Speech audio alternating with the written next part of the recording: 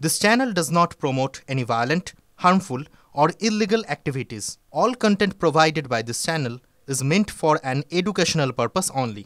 নেতায় নেতায় যুদ্ধ হয় আর কর্মী সমর্থকদের প্রাণ যায়। কসবায় কারোর প্রাণ যায়নি এই রক্ষে, নয়তো যেভাবে মারপিট হয়েছে শুনলাম, তাদের দু একটা বডি পড়ে গেলেও তো অবাক হওয়ার কিছু ছিল না। অবাক হওয়ার বিষয় কি জানেন? যারা মার খেলেন তারা বলছেন ভোটে তৃণমূল প্রার্থী পিছিয়ে থাকাতে নাকি তারা মার খেয়েছেন।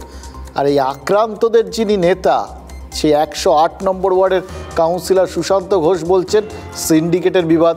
107 নম্বর ওয়ার্ডের কাউন্সিলর লিপিকা মান্না নাকি রাজনীতি বোঝার আগে স্কোয়ার ফুট বুঝে গেছিলেন। একদিক দিয়ে দেখলে ঠিকই আছে, কারণ রাজনীতিটাও তো আসলে এখন জমি দখলের লড়াই, স্কোয়ার ফুটের হিসেব টিসেব সেখানে থাকতেই পারে। দেখুন, তৃণমূলের এই যে অভ্যন্তরীণ দ্বন্দ্ব না, এর বহিঃপ্রকাশ কিন্তু আমার মনে একটা বেশ আগ্রহ তৈরি করেছে। আসলে তৃণমূল এমন একটা দল, খেয়াল করে দেখুন, যারা কিন্তু সাম্প্রতিককালে ভোটে নিয়মিতভাবে তাদের দাপটটা বজায় রেখেছে। সব কটা ভোটের ফলেই তাদের একচ্ছত্র আধিপত্য এবং নিরবিচ্ছিন্ন সাফল্য।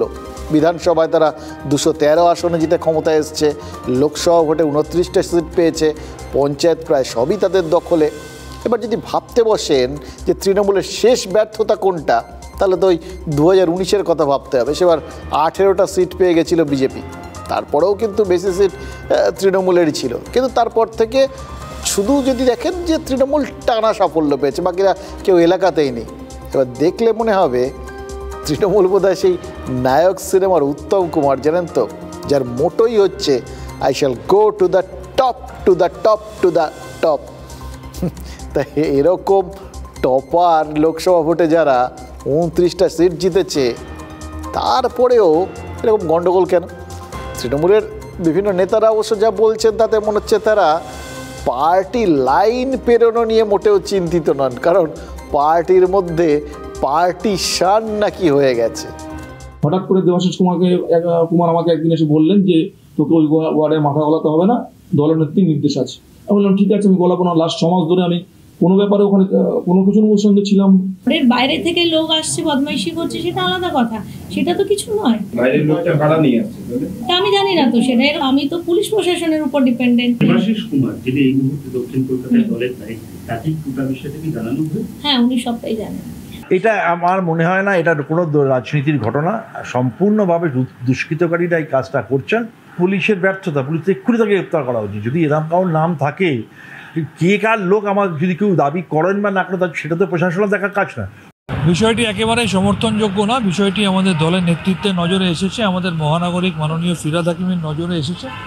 দল দলগতভাবে যা কথা বলার বলবে, যা পদক্ষেপ নেওয়ার নেবে। শুনলেন তো কথাগুলো। দেবাশিস কুমার, তিনি রাসবিহারী বিধানসভার বিধায়ক, তিনি বলছেন পুলিশ দুষ্কৃতীদের সহায়তা করতে পারছে না, যত দোষ এক্ষেত্রে ওই পুলিশ ঘোষের। আর বলছেন কি, কসবার ঘটনাটায় নাকি রাজনীতির কোনো যোগই নেই। আর যোগাযোগের আর বাকি কিছু আছে? শুনলেন তো বাকিদের কথা। দেবাশিস কুমারের দলেরই 2 কাউন্সিলর, ওই সুশান্ত ঘোষ আর লিপিকা মান্নাই তো যোগাযোগটা স্পষ্ট করে দিয়েছেন। দুজনেই তো বুঝিয়ে দিয়েছেন যে তাদের টার্গেট কারা। এবার মাঝখান থেকে শান্তনু সেন, তিনিও তো বললেন যে দলের নজরে সব আছে, দল ব্যবস্থা নিচ্ছে। যার মধ্যে রাজনীতিই নেই, তাকে নিয়ে দল কেন ব্যবস্থা নিচ্ছে? এইটাই হচ্ছে মজা, জানেন তো। নেতারা যে কোন জিনিসটাকে কোন জায়গায় নিয়ে চলে যান না, এবং তাদের টার্গেট কারা হন আলটিমেটলি, সেটাই সব থেকে বড় ধাঁধা হয়ে থাকে। এক্ষেত্রে ওই বললাম সুশান্ত, লিপিকা, এদের কথাটাই ধরতে হবে, কারণ এরাই যুযুধার এবং এদের বক্তব্য, এদের টার্গেট বিরোধীরা।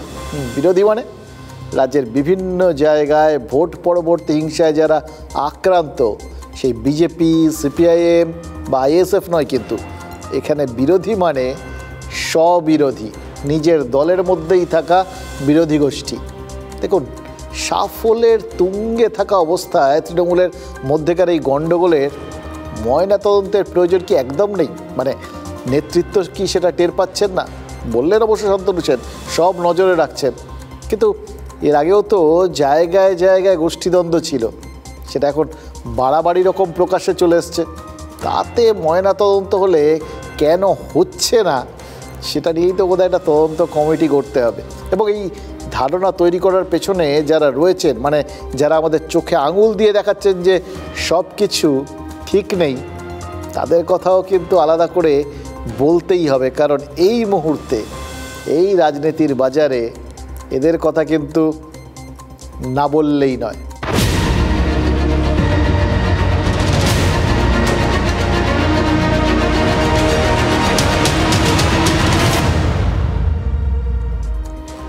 দেখুন, অন্তর্দ্বন্দ্বের একটা চোরা স্রোত কিন্তু চোরা বালুর মতো তৃণমূলকে আগেও টেনেছে, নির্বাচনে ডুবিয়েওছে।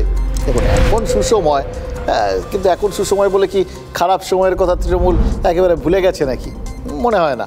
তৃণমূলের নেতৃত্বের সব কিছু নিশ্চিতভাবেই মনে আছে, জানেন তো। তারা জানেন ভোটের কাটাকুটি খেলায় আলটিমেটলি লসই হয়, আর লস হয় ভোটেই।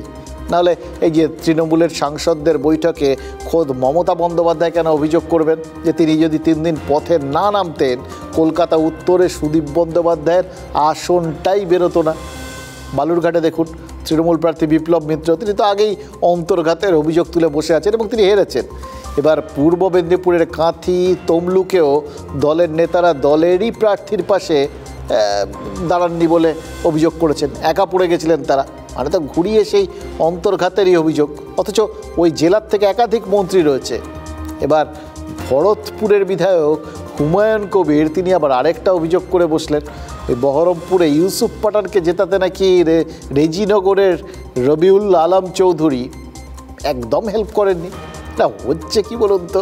এখানকার কিছু ভূমিফট নেতা আছে যারা দলের পোর্টফোলিও ব্যবহার করে এখানে তলে তলে অনেকের সাথে যোগাযোগ রাখে, অনেকের সাথে তাদের অনেক যোগাযোগ আছে, তার জন্য এই রেজাল্ট। আমি জোর গলায় বলছি যে এই মার্জিন আরও অনেক বাড়ত, 1.5-এর উপর ছাড়িয়ে যেত, 2ও হতে পারত। কিন্তু অনেকের যারা তৃণমূল কংগ্রেসের নেতৃত্বে বসে আছে তারা, এখানকার আমার যে বিধায়ক যিনি দলের চেয়ারম্যান হয়ে বসে আছেন, তিনি পর্যন্ত আমাদের মতো লোককেও একদিনও বলেনি যে ইউসুফ পাঠানের হয়ে ভোটটা করতে হবে, বা কোনো প্রোগ্রাম দেওয়া বা আসা বা কোনোভাবে কোনো কিছু সহযোগিতা করা বা কোনো এক কাপ চায়ের পয়সা কর্মীদের দেওয়া, কোনো কিছু করেননি। তৃণমূল কংগ্রেস একটা ঐক্যবদ্ধ পরিবার এবং মানুষ দুহাত ভরে যেভাবে তৃণমূল কংগ্রেসকে আশীর্বাদ করেছে, বিশেষ করে মুর্শিদাবাদ জেলায় 3টি লোকসভা কেন্দ্রে যেভাবে তৃণমূল কংগ্রেসকে বিপুল ভোটে মানুষ জয়ী করেছে, সে মানুষের প্রতি কৃতজ্ঞতা জানিয়ে তৃণমূল কংগ্রেসের প্রত্যেকটা কর্মীর যদি দলের আভ্যন্তরীণ বিষয়ে কিছু বলার থাকে তাহলে সেটা সংবাদ মাধ্যমে না বলে দলের মধ্যে, দলের নির্দিষ্ট ফোরামে, দলের নেতৃত্বের কাছে বলা উচিত।